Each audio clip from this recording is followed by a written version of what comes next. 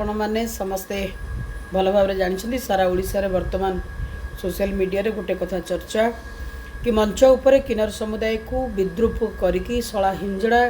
एवं विभिन्न प्रकार गाड़ी देउथिबारु यार प्रतिवाद करिथिली एवं गतकाली अभिनेता कान्हा बाबू मध्य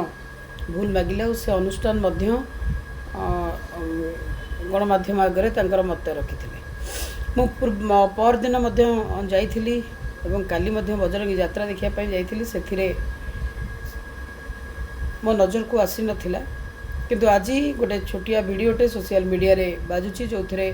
चर्चित खलनायक क्षितिश बाबू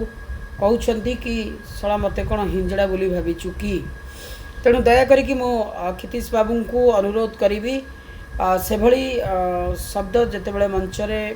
व्यवहार करिसेंती तुरंत क्षमा प्रार्थना करने सह तार जी राइटर अच्छंती तुरंत आपरे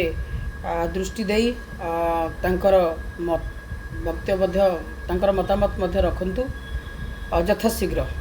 ना पुणी आमे माने सेठी की आउथरे जीवु क्षितिश बाबू पाखु। जय जगन्नाथ। यही रिसेंट मोर गोटे वीडियो भाइराल होची जो मु किन्नर समाज प्रति गोटे कही मु कौन मत कौन हिंजड़ा भावुछु एटा मो मनर डायलॉग नुहे मो पाखे स्क्रिप्ट अच्छी स्क्रिप्ट जहाँ था मुझे कहूली खंडगिर प्रथम दिन कही ता पूर्व जो 3-4टा कैंप कही एवं 2 दिन है से डायलॉग कहूनी मो पाखे से जो सेकेंड दिन तृतीय दिन भी वीडियो अच्छी आदि आपण को मोर बहुत सम्मान किन्नर समाज प्रति मोर बहुत सम्मान सहित मोर भल संपर्क सम्मान दिए स्क्रिप्ट थी मुझे कही जदि आपको आघात लगी मत क्षमा करदे मुझे आपको भूल मानुची